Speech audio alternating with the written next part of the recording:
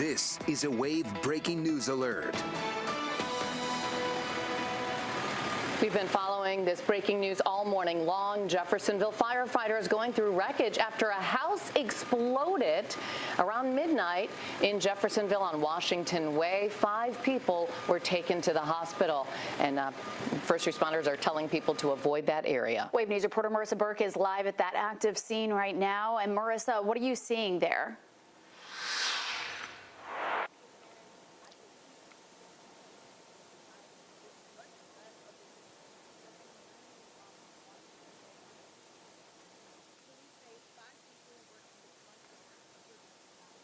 I think we're having trouble with Marissa's mic right there, but this is what is left of that house. You see not much. It just exploded shortly after midnight. We did see the house next door had some burn marks to it as well. When officials got to that scene, they said that the 5 people were outside on the front lawn. 2 were airlifted to the hospital, so you can assume that those injuries are pretty serious. 3 other people were taken to the hospital by ambulance, but this is just a horrible sight to see.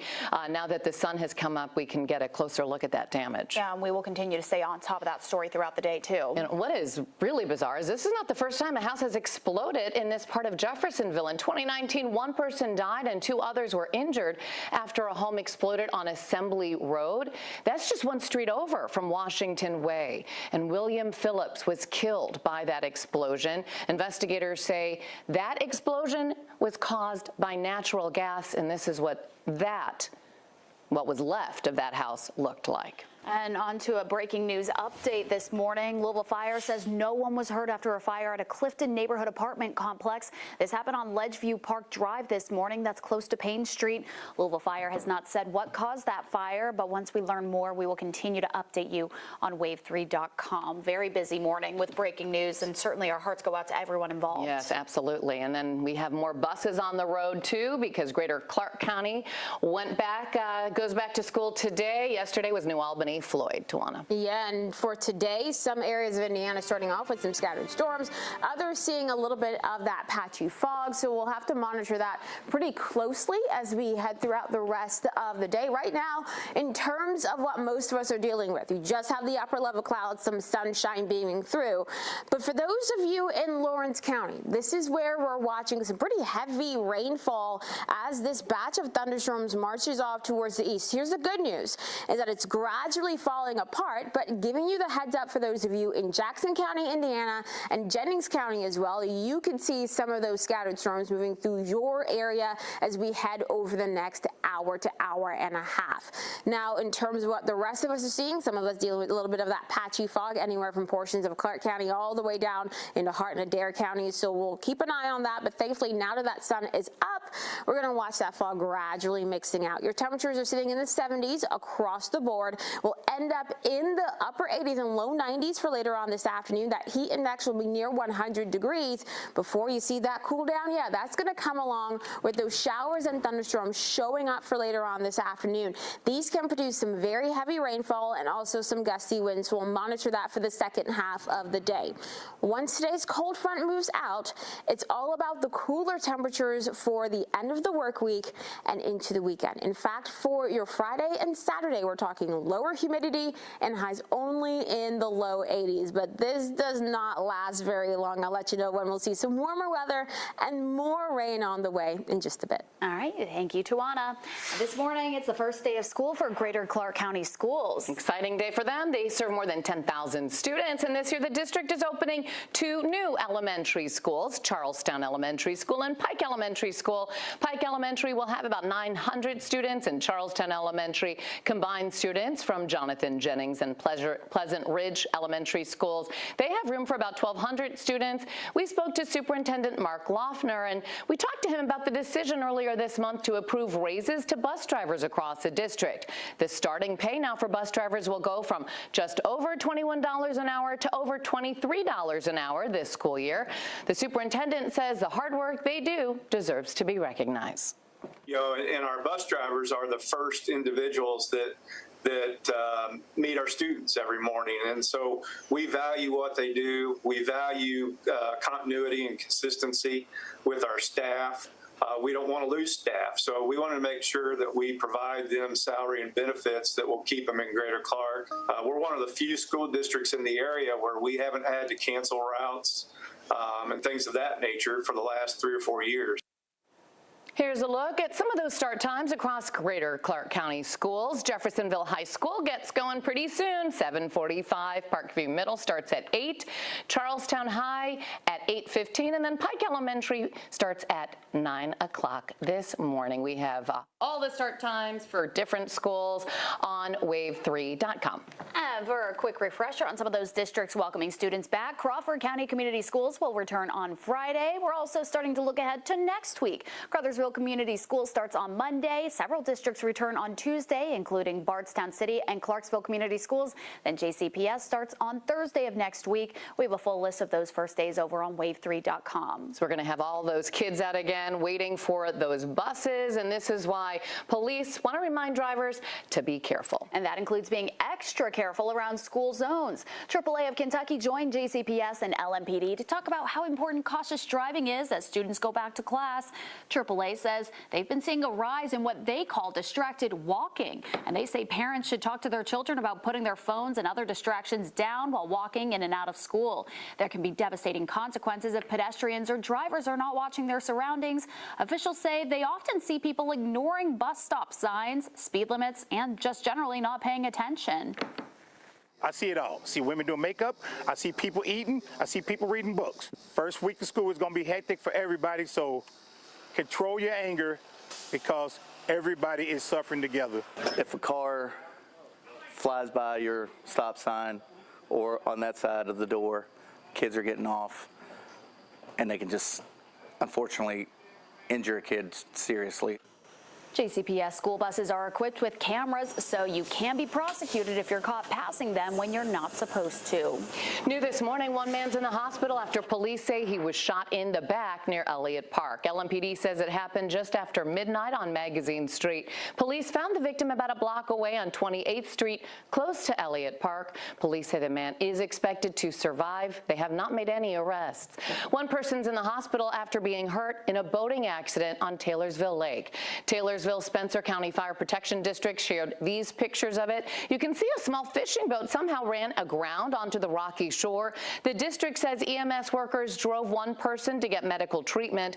First responders did not give an update on their condition or say what led to that boating accident. Louisville Metro Police are investigating after finding a body in the Ohio River. A barge operator reported the body close to the Portland Canal just before 7 yesterday morning. That is where police in Louisville firefighters found what they believe was a man dead in the water. The man has not been identified, and the homicide unit is investigating. Today, Louisville Mayor Craig Greenberg will make an announcement about the city's Community Safety Commission. This new group is part of the mayor's Safe Louisville Violence Reduction Plan. It will also help with the community commitment to Louisville's consent decree. The announcement is expected at 10 this morning at Metro Hall. We'll be there and bring you the details on air and online. Another update from the Crystal Rogers case. Brooks Houck's sister is asking the court for full custody of the son he shared with Rogers. Rhonda McElvoy filed the paperwork earlier this month. According to court documents, she's already had temporary custody of the 12-year-old child and wants to make it permanent. Brooks Houck is in jail after being convicted earlier this month of killing Rogers in 2015. The documents for the custody case mention the child's mother is dead. A jury recommended Houck serve life in prison. His formal sentencing is set for August 21st. And still to come on Wave Sunrise Extra, there's a new push to prevent U.S. lawmakers from buying or trading stocks. You'll see the hurdle a bill is making its way through Congress was able to overcome.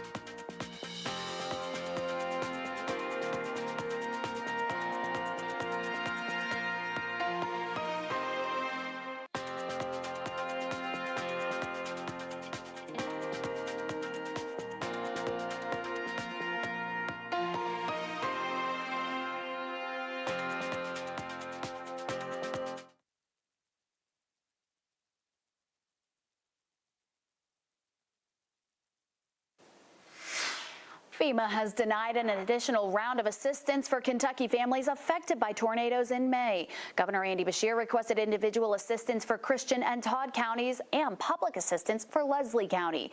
In their letter, FEMA leaders say the impact of the storms does not meet the severity or magnitude to warrant more financial support.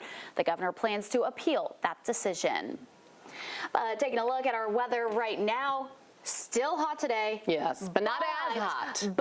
And you can't wait for the weekend. Yes, Me too. We're always looking forward to the weekend, Tawana, but even more this weekend. I'm excited for my morning run on Saturday. Yeah, Saturday morning will be quite cool, and I'm excited for the Racing Louisville game Friday night because that is literally perfect weather, and it's not often that they get perfect weather for a match, so hey, I think we'll take it. We are dealing with a little bit of patchy fog out there in some spots, but now that the sun is up, it's going to start to quickly mix out over the next hour. We are dealing with quite a bit of these upper level clouds overhead, but it's just kind of making the sunrise look even cooler as you're heading out. So here are these upper level clouds moving in out ahead of that front that's off towards our north, and we're keeping an eye on some scattered storms now pushing through portions of Lawrence County. These are going to continue to track off towards the east. So for those of you in Jackson County and Jennings County, some of this might move your way with a heavy rain and some gusty winds, and it could even clip the northern portions of Washington County, Scott County, and even into parts of Jefferson County, Indiana. So keep an eye on it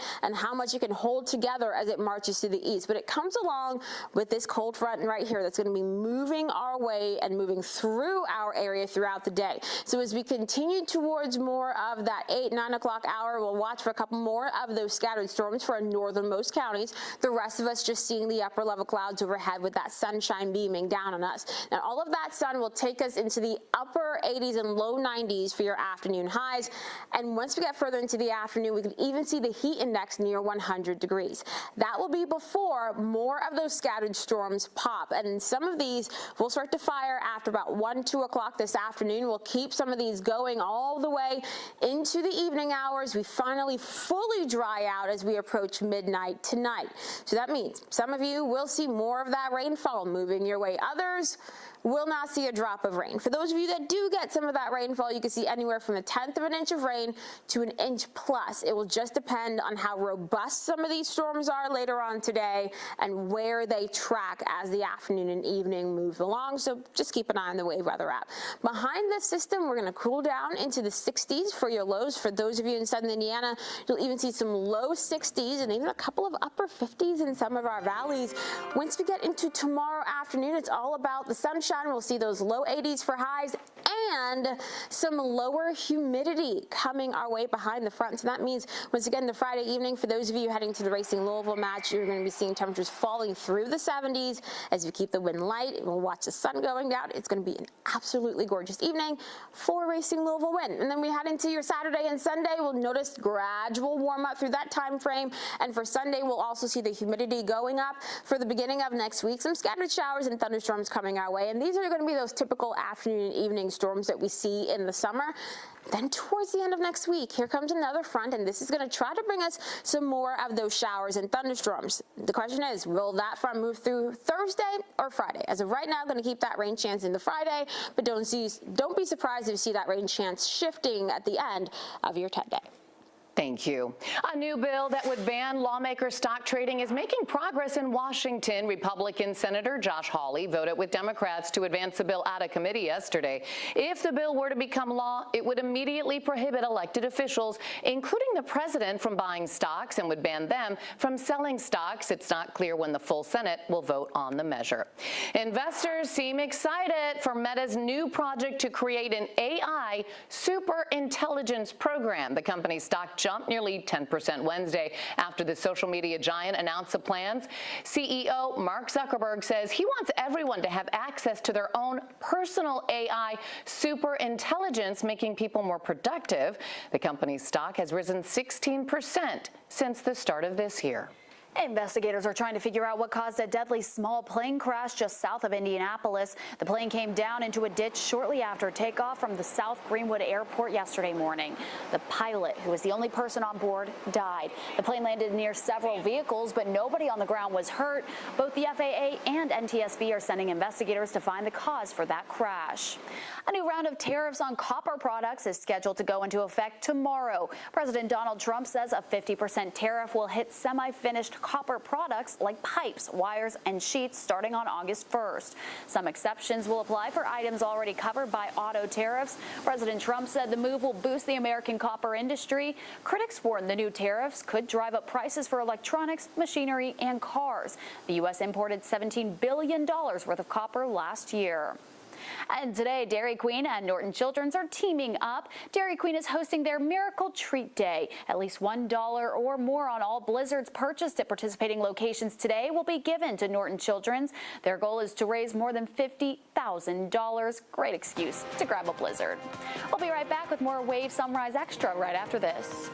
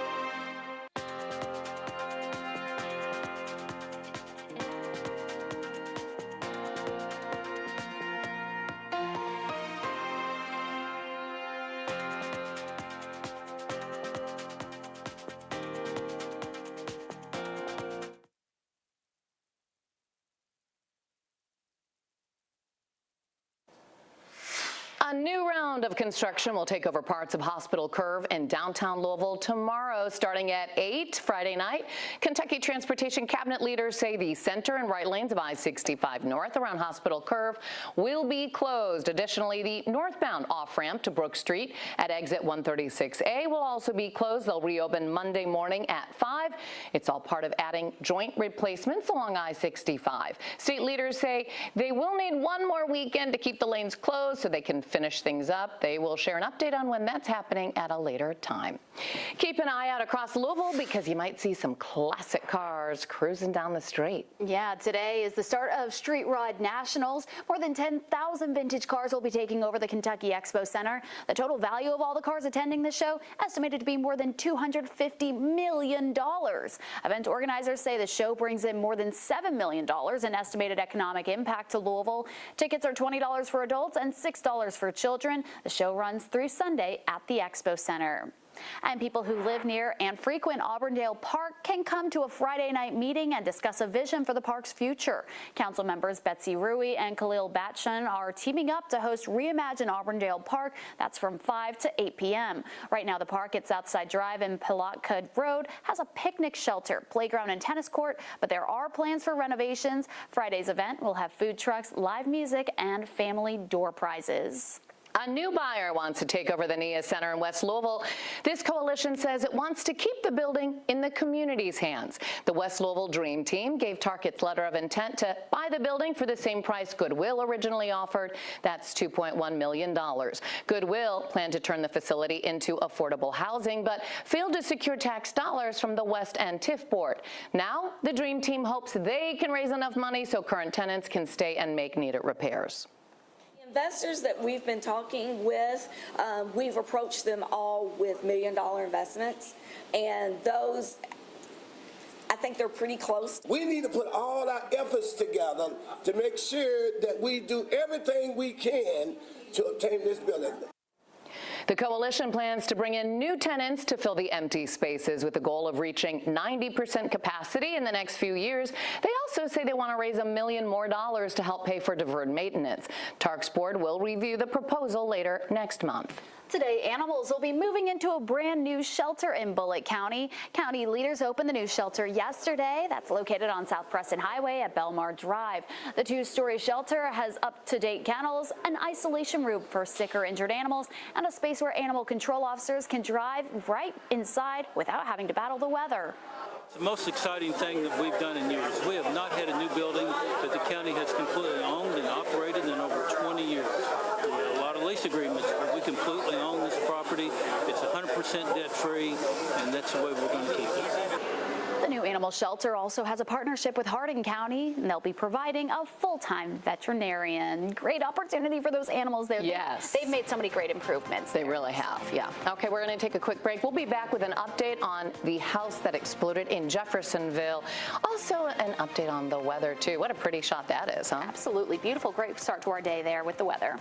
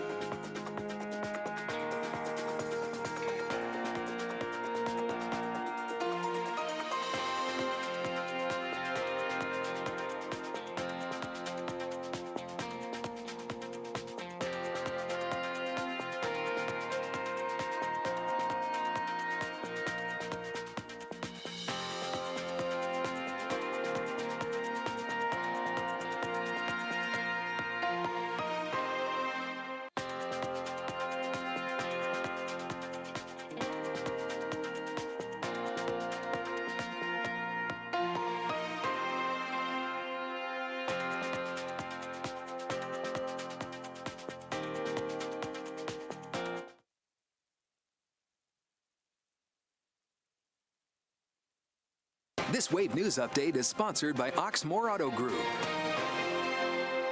Good morning. I'm Shannon Kogan. We've been following this breaking news all morning long. A house explosion in Jeffersonville that happened just after midnight.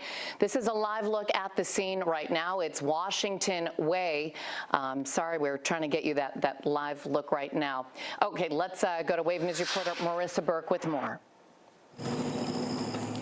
Good morning. We still have more questions than answers. We're waiting on officials to explain to us what exactly led up to this house explosion on the 900 block of Washington Way in Jeffersonville. If you look behind me, you can see pieces of insulation and siding from what's left of this property. We still have little information about what led up to what happened right before midnight Wednesday night. For the last 6 hours, this area has been blocked off as crews investigated what happened. Police say 5 people were scattered in the front yard and they were found injured. 2 of them were airlifted, 3 taken by ambulance. Fire crews have also been out here because shortly after the explosion, we know that the house was engulfed in flames. And so again, we're waiting on more information.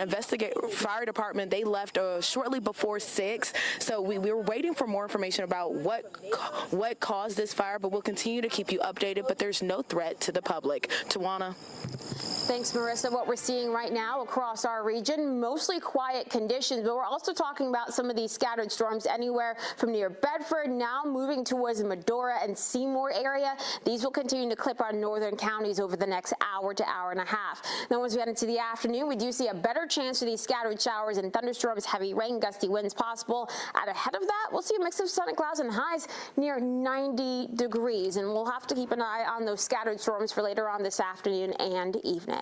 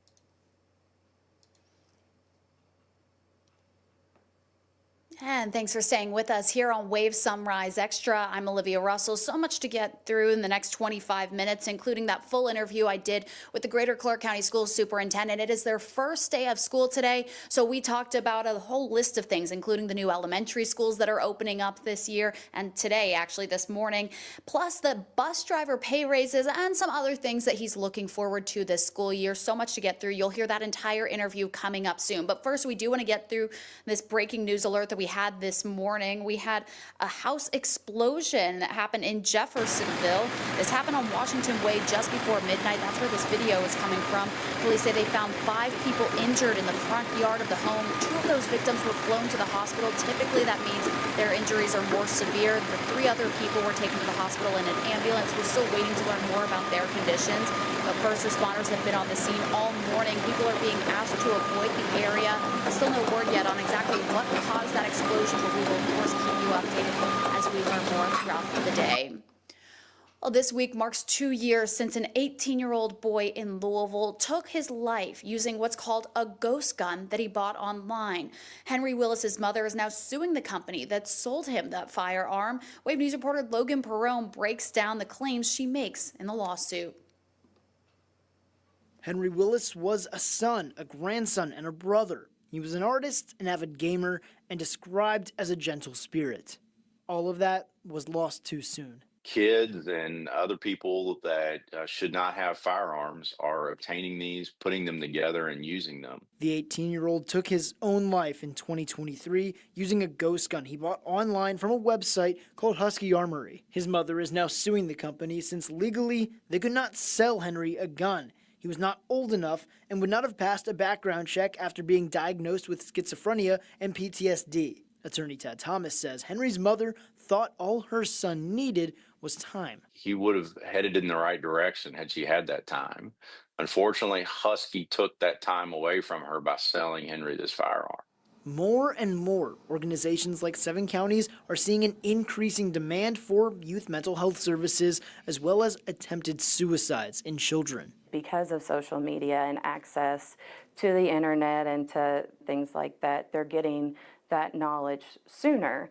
And so we have to be prepared for that. Katie Michael is the Bullitt County unit manager for 7 counties. She encourages parents to monitor their kids' online activities, pay attention to their kids' behavior, and put safeguards in place.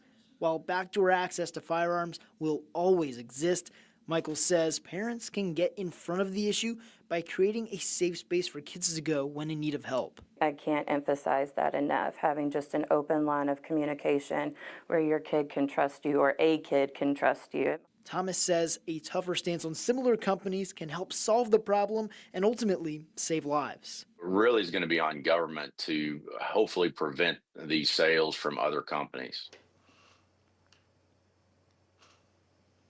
And we've reached out to Husky Armories and its parent company Up North Media, which are both listed in the lawsuit. So far, we have not heard back. Baptist Health has set up a new weapons detection system inside its LaGrange campus. Leaders posted this picture showing the system at the entrance to their emergency department. The hospital says the technology will not require people to take off their bags or remove personal items. Instead, Baptist Health says the technology will know how to spot weapons without flagging someone who has keys, phones, or wallets. New this year, schools across the Commonwealth have to implement a cell phone ban during class time, but one Kentucky school district has issued additional bans on some surprising items. Just like you see right there, Trigg County schools have banned students from bringing certain water bottles and binders. District leaders say this is to keep kids from bringing weapons or drugs into schools inside something that is generally seen as harmless. How easy would that be to get that firearm in a school? I mean, you could have anything from weapons, you can have drugs, you might see at the younger ages even different toys. All these school shootings and stuff like that, I understand why they're doing it. Trigg County schools have also banned binders that can be closed up with zippers for that same reason. The Louisville Zoo is partnering with Meijer to collect backpacks for kids heading back to school. The backpack collection drive will benefit the Boys and Girls Club of Kentuckiana. If you're making a trip to the zoo soon, you're encouraged to bring a new backpack for $5 off general admission. You can drop them off in the marked box at the zoo's entrance. Donations will be accepted through August 13th. And with this great weather that we have coming up this weekend, looks like it might be a perfect time to get out to the zoo. New data from LMPD shows there are fewer car thefts happening in Louisville, but new tricks and tactics that people are using to steal cars. But now we've learned of a case where those suspects got away in broad daylight. It is some wild video that you just can't miss. Wave News reporter Julia Richardson breaks down what was caught on security cameras. I was like, maybe I'm tripping, maybe I'm seeing things. When Donovan Martin walked out of his apartment Tuesday morning, he expected to see his white Infiniti car right where he'd parked it. And I go tell my friend that my car was gone, and then that's when she was like, go gather the footage and stuff. Martin asked his neighbor to help him scrub through the camera footage. That's what he sent us. We can see someone taking pictures of Martin's license plate and checking the locks before getting back into their getaway car and looping back to this spot near the Infiniti. You see one guy getting in the car, and then you also see another guy get out of their car and then hand them like a box of some sort. And I think maybe like, what was it, maybe like 5-6 minutes later, they were like gone. So this whole thing took maybe like 10 minutes tops. Martin says the only scraps he could find from this burglary are pieces of his car window on his neighbor's lawn. He says he keeps his car key in a Faraday bag, which typically helps block signals that would let thieves steal newer cars. But these burglars used a different trick. LMPD has warned drivers that thieves have a new technique. They replicate a key based on a car's VIN number. Officer John Bradley says when thieves swipe cars with a keyless ignition like Donovan's, it's harder to trace them. We have been, working on that and trying to, make a determination of how some of these cars are being stolen. Bradley shared some numbers for 2025, saying so far LMPD has seen fewer car thefts than in 2024. In July of 2024, LMPD tracked 360 stolen cars. This year, the number's down to 160.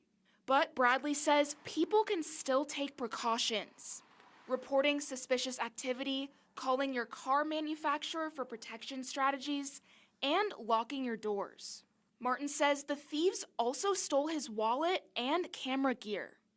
People who don't respect other people's, property and stuff like that, and respect what people had worked for, they need to seriously reconsider, what they're doing.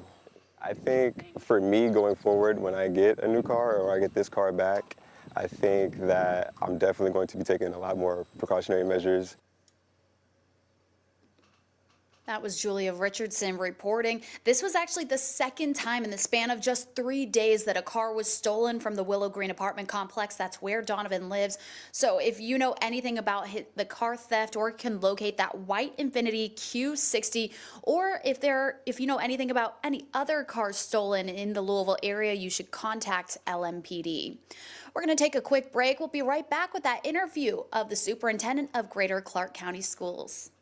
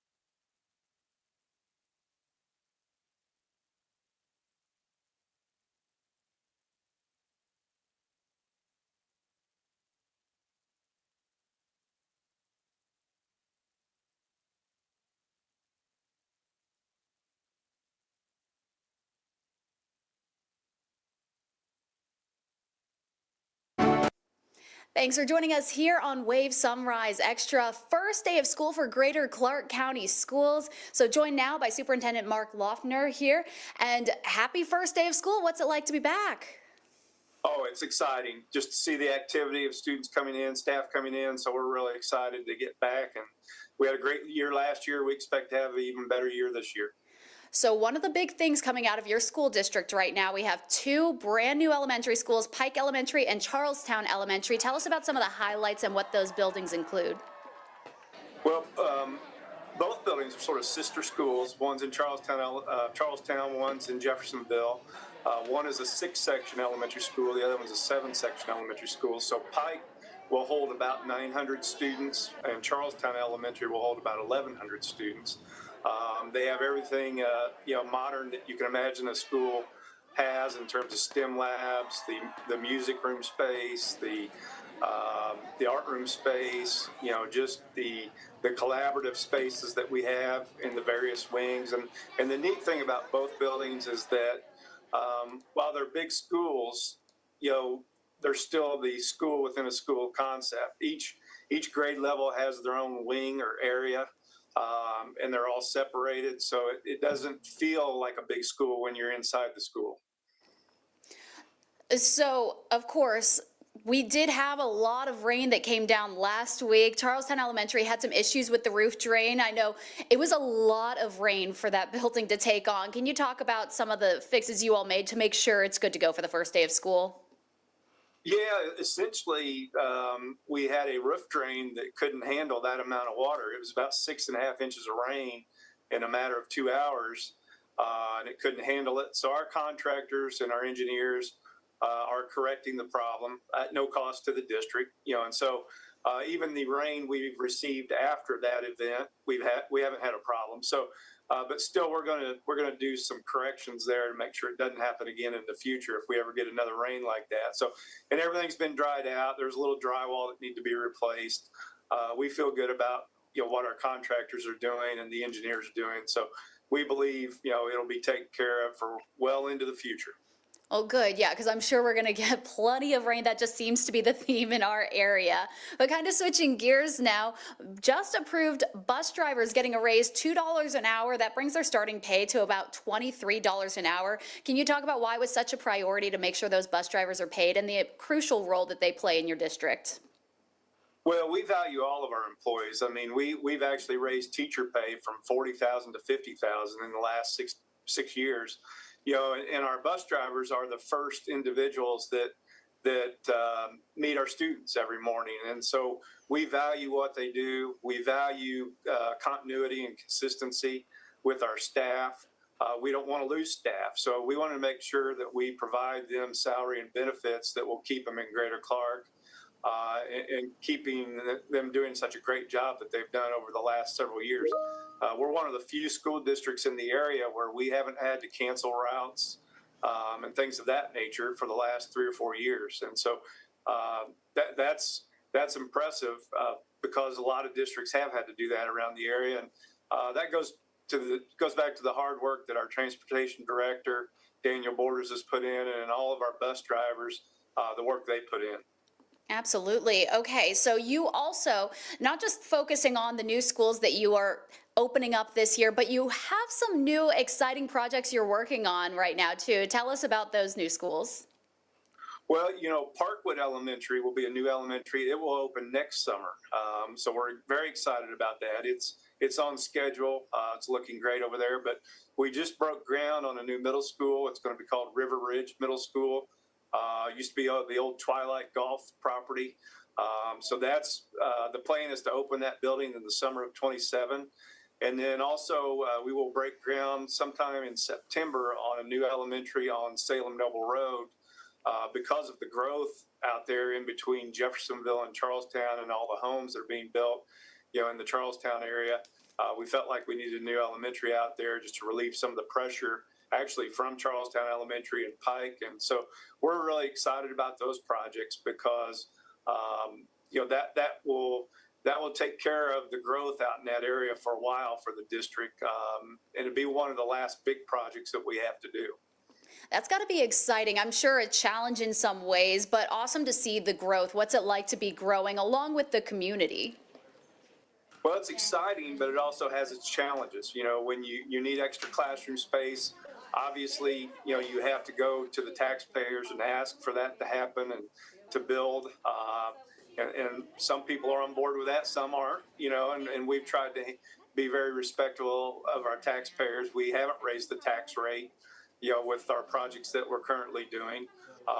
And we're very conscious of making sure that we don't negatively impact the taxpayers. So that's always a challenge. But just, gosh, a lot of people don't understand that, you know, when you think about building a new school, you know, the process started about 2 years ago. You know, so it takes about 2 years to plan, design, get the property, get the bids, get the contracts and all that before you can even put a shovel in the dirt. So it takes a lot longer than what you think. And I'm sure well worth it for those kids that you serve. Is there anything else that you want to add, this excitement for the new school year? Oh, we're just excited. We have a lot of good academic programs in place with our academies of Greater Clark. What we're doing with science of reading, we just adopted a new English literature curriculum. So we're, you know, the math curriculum that we adopted a couple of years ago, we're seeing results on our iLearn score. So we're excited about just growing those things even more this coming year. Awesome. Well, thank you so much for joining us and having this conversation too. And good luck with the new school year. Thank you. Appreciate it. Thank you. Greater Clark County School Superintendent Mark Loeffner. We'll be right back.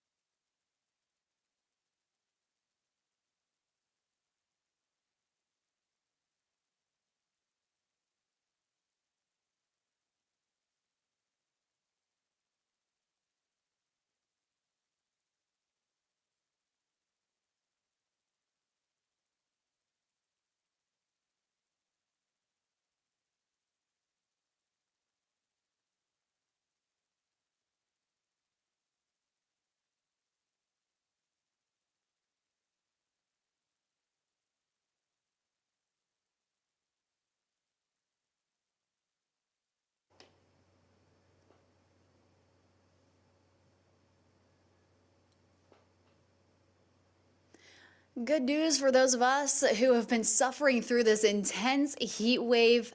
There's some relief in sight. We're expected to get a brief break with some lower temperatures, lower humidity. But of course, we know things can't always be perfect. And with those drop in temperatures, might cause some more issues for people with allergies. As the weather changes, barometric pressure changes will follow. That causes allergies and sinuses to shift. Doctors say it's similar to being in a plane going through different altitude, pressure, and temperature changes. So if you start feeling sick this week, it could be that relief from the heat. When the temperature drops, it will dry out the nasal passages, and you will see an increase in allergen sensitivity. A lot of them will feel stopped up, that kind of thing, and a lot of them will take, you know, your steroid nasal sprays and different things like that. Allergists say over-the-counter allergy meds can help when you start feeling those symptoms, but if you notice those symptoms worsening, you should contact your doctor. I know I take my allergy medicine every single day. Can't skip it or else I'll definitely feel it. Well, speaking of the fall weather, fall camp for football season is officially here. The Cards just opened up their fall camp, getting ready for a great season for U of L. Wave Sports reporter Dusty Baker has more from the Howard Schnellenberger complex. As U of L football heads into fall camp, the word expectations has certainly been thrown out left and right, and rightfully so, as head coach Jeff Brohm heads into year 3 as the head coach of the program. And he's done a lot in his short period of time here at U of L, of course leading the Cards to the ACC championship game 2 years ago, and expectations continuing to rise for him and for the program. Brohm speaking about how his team is progressing heading into fall camp ahead of kickoff in 2025. We like our players, we like the makeup of our players. I thought they've had a good summer, and now we've got to put in the work this fall to continue to improve and get better. Among the many topics Brohm discussed during media days, one of the popular topics was the development of his quarterback, Miller Moss. I think he's done a good job, and then of course as we ramp this thing up and get in a lot of 11-on-11 situations full speed, that's when he's got to show the improvement. Me and him gonna do good, like the team gonna do good. I feel like we see eye to eye with things like just being in the right spot. He's been a leader. Me and him are on the same page for protection and run plays, so he's just done a great job, but he's going to be a great quarterback for us this year. As the Cards prepare for a season full of high expectations, they have exactly 1 month before kickoff at L&N Stadium, where they will pack the house against Eastern Kentucky on August 30th. Reporting in Louisville, Dusty Baker, Wave Sports.